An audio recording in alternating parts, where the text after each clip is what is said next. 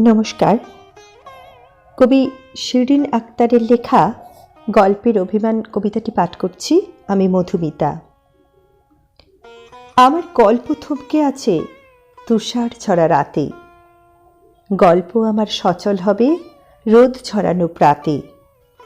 Pitch ঢালা এই রোদের শহর তুষার সরিয়ে দাও। আমার গল্প আটকে আছে অভিমানের খিলে। জমাট তুষার সরবে যখন কথার হবে ছুটি।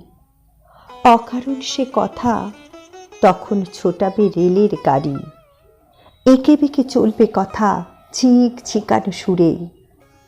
গল্প তখন ঠিক জুড়বে কথার পিঠে চড়ে। ঘোড়া দুটোর অলস দুপুর কাটছে বাধ্যের মাঝে। সহিস ঝিমায় পথের ধারে রাতের ক্লান্তি কাটে। গল্প কথা মিলবে যখন ছুটবে ঘোড়ার গাড়ি। তেপান্তরের বাঁট পেরিয়ে যাবে অচিনপুরী। হংসরাজের যুগল খেলা পিয়াইন নদীর জলে। মাছরাঙারা ঝাঁপ দিয়ে যায় মাছ খোঁজারি ছলে। আমার খেলা সাঙ্গ হলো কাজল রেখার জলে। সেটাই পাংথুমাই ঝর্ণা ধারা ঝড় ছড়িয়ে ঝরে। ঝর্ণা যেটায় ঝরে সেটাই গল্প থেমে থাকে। কথা যখন কলকলাবে গল্প তখন হবে। খিল সরিয়ে দুয়ার খোলো, আসতে দাও রোদ। সুতো ছেঁড়া ঘুড়ি হবে অভিমানের খোঁট।